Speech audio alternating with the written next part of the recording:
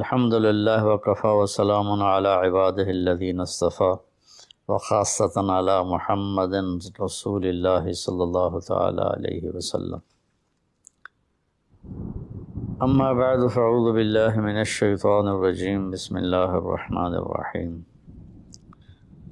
وكذلك جعلناكم أمة وسطا لتكونوا شهداء على الناس. اور ہم نے تمہیں اعتدال والی امت بنایا تاکہ تم دنیا کے لوگوں کے سامنے گواہی دے سکو. یہ ایک آیت کا ٹکڑا میں نے پڑھا ہے. روزانہ کی تلاوت میں سارا قرآن تو بیان نہیں ہو سکتا. جو آیت پیش کرنی زیادہ ضروری ہوتی ہے اس کو میں کوشش کرتا ہوں ہائی لائٹ کر دوں. اس میں اللہ نے ہمیں زندگی گزارنے کا ایک پیمانہ دے دیا، ایک ترازو دے دیا ہے کہ ہم نے تمہیں اعتدال والی امت بنایا ہے. اس کی میں مثال دیتا ہوں. جیسے پہلے زمانے میں ترازو ہوتے تھے، اب تو ڈیجیٹل آ گئے. تو ترازو ہوتے تھے تو اس میں نا ایک کانٹا ہوتا تھا یہاں ایسے ایسے کر کے، اور ادھر دو پلڑے ہوتے تھے. تو جب وہ کانٹا بالکل درمیان میں ہوتا تھا، نہ ادھر جھکاؤ نہ ادھر جھکاؤ، تو اس کی اس حیثیت کو اعتدال کہتے ہیں. ادھر چلا جائے زیادہ تو بھی شدت پسندی، ادھر چلا جائے زیادہ تو بھی شدت پسندی. یوں ہو جائے دین میں بہت زیادہ، یہ بھی اللہ کو پسند نہیں. ایسے ہو جائے دنیا میں بہت زیادہ، یہ بھی اللہ کو پسند نہیں. اللہ تعالیٰ فرماتے ہیں کہ اپنی زندگی میں عدل پیدا کرو، انصاف پیدا کرو، اعتدال پیدا کرو، کہ جب دنیا میں لگو تو ایسے نہ لگو کہ تمہیں آخرت بھول جائے. تم جھوٹ کو حلال کر دو، سود کو حلال کر دو، اور سارے حرام کو کرتے چلے جاؤ کہ جی ہم تو گناہ گار ہیں، ہم تو دنیا دار ہیں. یہ بھی انتہا پسندی ہے، یہ اللہ کو پسند نہیں ہے. دنیا کی طلب ایک بڑا عمل ہے. اللہ کے نبی کا فرمان ہے، من طلب الدنیا حلالا، جس نے رزق حلال کمایا، جس نے دنیا کو حلال راستے سے طلب کیا، اس میں جھوٹ نہیں، اس میں دھوکہ نہیں، فراڈ نہیں، اس میں سود نہیں، اس میں ظلم اور زیادتی نہیں، اس میں وعدہ خلافی نہیں، کسی غلط چیز کی تجارت نہیں، شراب بیچتا ہے یا ڈرگز بیچتا ہے، نسل کو برباد کرتا ہے. تو جس نے حلال راستے سے دنیا کو کمایا، استعفافاً عن المسئلہ، کہ مجھے مانگنا نہ پڑے لوگوں سے، میں خوددار بن کے زندگی گزاروں. سعیاً علی اہلہ، اپنے بچوں پہ خرچ کرنے کے لیے کہ وہ عزت کی زندگی گزاریں.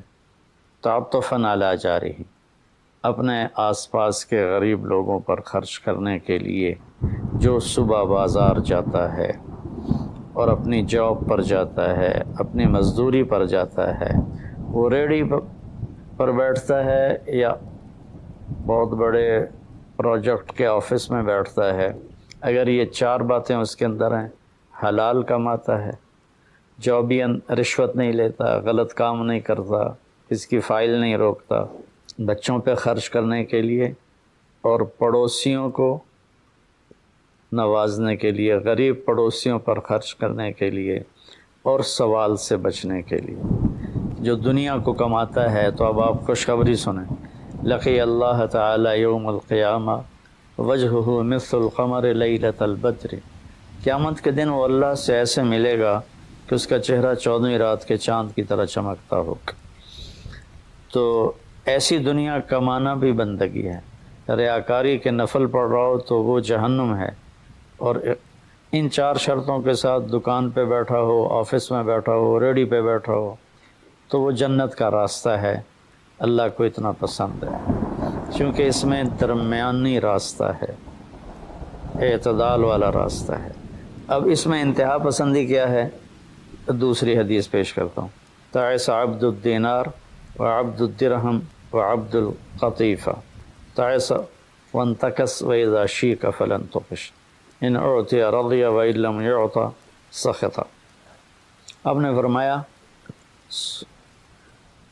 دینار کا چاہنے والا، دینار کا غلام چاہت تو سب کی ہے، سونے کا غلام ہلاک ہو جائے، چاندی کا غلام ہلاک ہو جائے. اللہ نے کائناتی معیشت کو، اکانومی کو سونے چاندی کے گرد گھمایا ہے، یہ اللہ کی اپنی قدرت ہے. تو اب یہ انتہا پسندی آ رہی ہے. جس نے آپ نے کہا ہلاک ہو جاتا ایسا کون؟ عبد الدینار، سونے کا غلام، چاندی کا غلام، اور زیب و زینت کا غلام، اسیسریز کا غلام، کہ حلال رزق میں ایسی نہیں مل رہا تو چلو کوئی ڈنڈی مار لو، کوئی رشوت لے لو، کوئی جھوٹ بول کے سودا بیچ لو. یہ ہے تو اس کے لیے آپ نے بد دعا فرمائی. یہ بخاری شریف کی روایت ہے. آپ رحمۃ اللہ علیہ عالمین ہو کر آپ بد دعا فرما رہے ہیں کہ ایسے لوگ، چونکہ یہ لوگ جب دنیا میں جاتے ہیں تو اوروں کے حقوق مارتے ہیں. اوروں جو رشوت لیتا ہے، وہ رشوت دینے والا پتہ نہیں کن مشکلوں سے اپنے کام کے لیے پہنچا ہوتا ہے. جس کو یہ دھوکہ دے کے مال بیچ دیتا ہے، وہ پتہ نہیں کتنی مشکلوں سے پیسہ بنا کے مال لینے آتا ہے، اس کو یہ 2 نمبر ٹکا دیتا ہے. اس لیے ان کے لیے بد دعا فرمائی کہ یہ معاشرے کے لیے ناسور لوگ ہیں، چاہے یہ کتنے ہی نامور ہوں، لیکن یہ معاشرے کے لیے ایک عذاب ہیں، ایک مصیبت ہے. تو دنیا میں بھی چلو تو درمیانہ راستہ اختیار کرو. اتنے نہ کھب جاؤ میرے بھائیو کہ ٹوائلٹ میں بھی سودے ہو رہے ہوتے ہیں. پیشاب کرتے ہوئے، ابھی میں کراچی سے لوٹا تو لاہور ایئرپورٹ پر میں وضو کرنے گیا تو پیچھے جو پیشاب کرنے کی جگہ ہوتی، وہاں ایک آدمی کھڑا ہوا، گردن کے ساتھ اس نے موبائل پکڑا ہوا تھا اور بولے جا رہا تھا. یہ بھی کوئی زندگی نہیں ہے. کھانا بھی کھا رہے ہیں اور سودا بھی بیچ رہے ہیں اور پیمنٹ بھی لے رہے ہیں اور سودا کر بھی رہے ہیں اور ساتھ کھانا بھی کھا رہے ہیں. تو یہ تو کھانا زہر بن جاتا ہے. دماغ کی طرف سے آرڈر جاتا ہے کہ کھانا آ گیا ہے، تیار ہو جاؤ. معدے کو آرڈر ملتا ہے، ساتھ ہی فون کی گھنٹی بجتی ہے، فون اٹھاتا ہے تو آرڈر فون کی طرف چلا جاتا ہے. معدے کو آرڈر نہیں جاتا، غذا زہر بن جاتی ہے.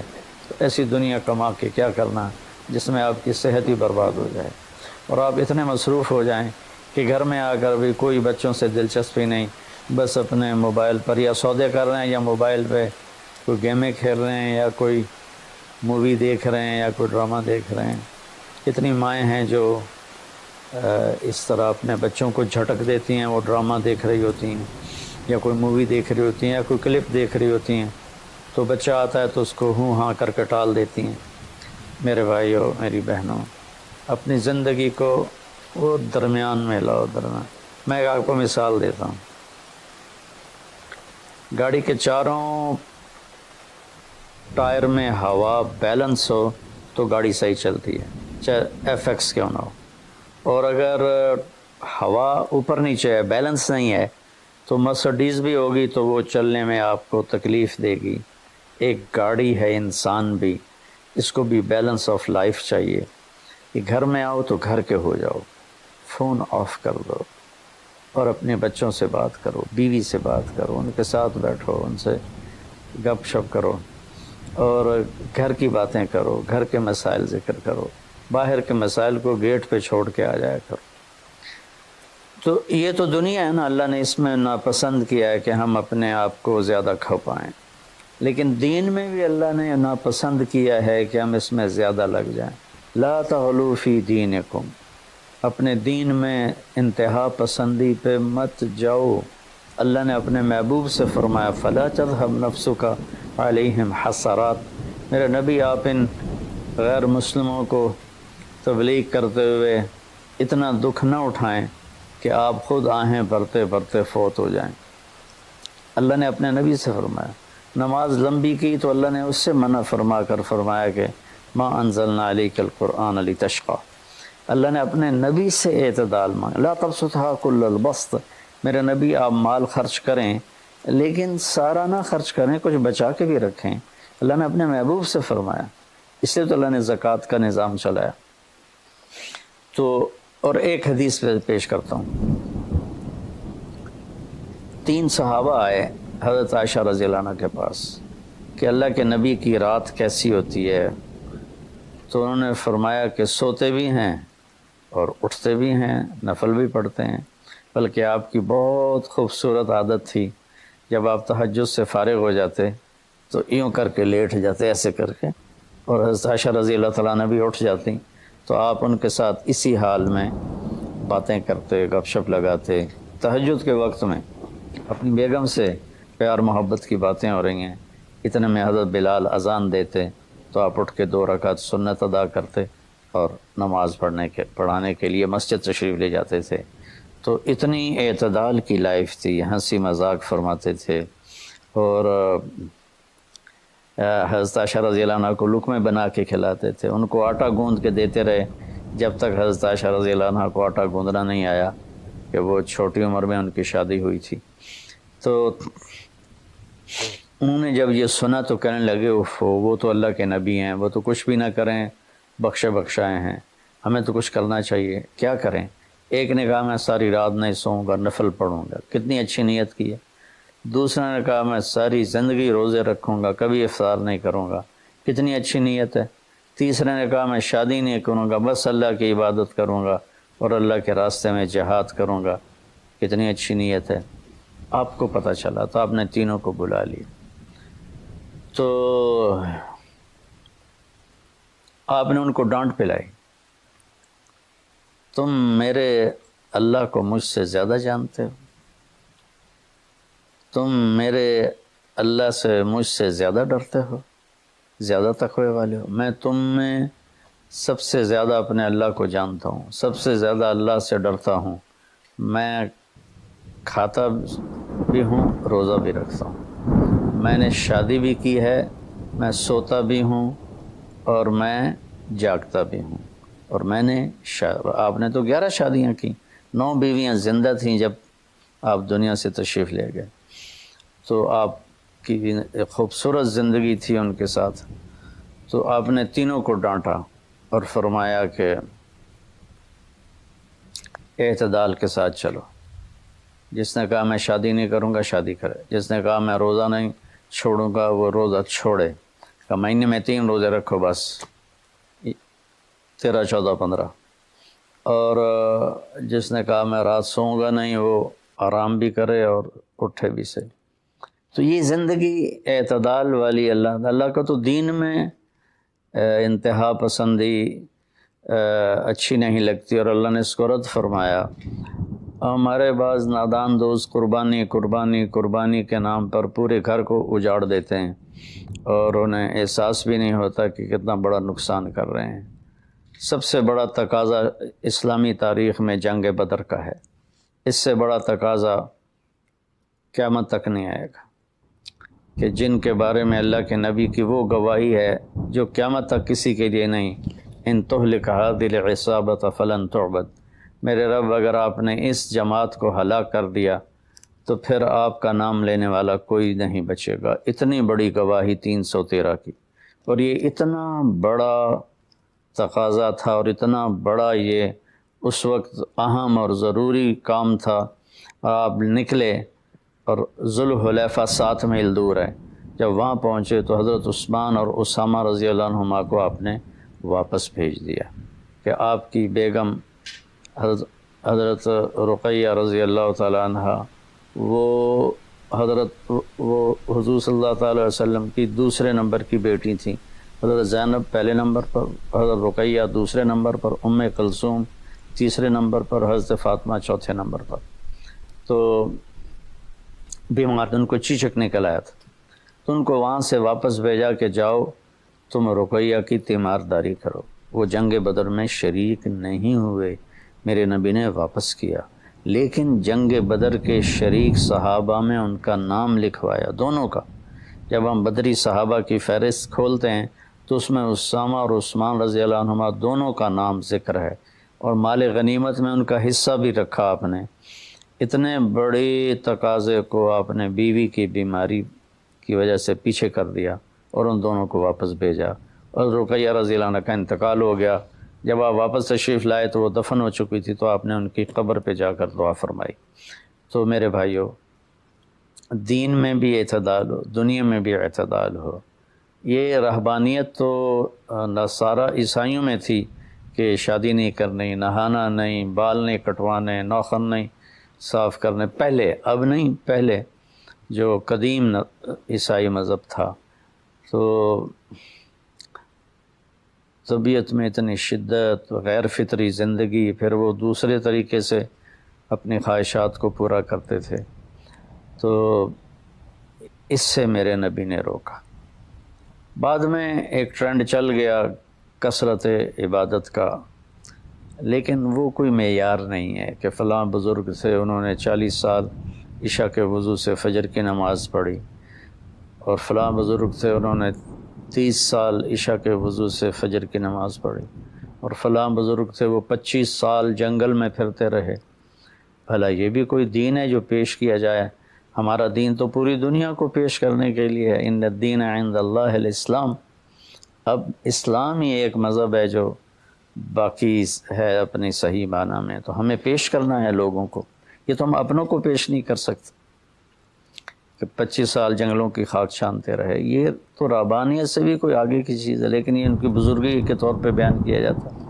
ایک بزرگ سے اپنے بالوں کو رسے سے باندھ لیتے تھے، رسہ اوپر چھت میں لٹکا ہوتا تھا، تو جب نماز پڑھتے پڑھتے ان کو نیند کا جھٹکا آتا تو وہ ایسے ہوتے تو وہ بالوں کو زبردستی جھٹکا پڑتا، جس سے وہ ان کی آنکھ کھل جاتی اور پھر نفلوں میں شروع ہو جاتے۔ یہ تو میرے نبی کے حکم کے خلاف ہے۔ آپ نے فرمایا تم میں کوئی عبادت میں لگے جب تک وہ بشاشت ہے اور اس کو نیند نہیں، جب نیند کا سمجھے غلبہ ہو رہا ہے نفل چھوڑ کے جا کے سو جائے۔ تو بعد میں یہ ایسی چیزیں پیدا ہوئیں کہ سارا سال روزے رکھنا، اور کبھی ایسا کہ ساری ساری رات جاگنا، یہ کوئی دین نہیں ہے، یہ وہ دین نہیں ہے جسے ہم پیش کر سکیں۔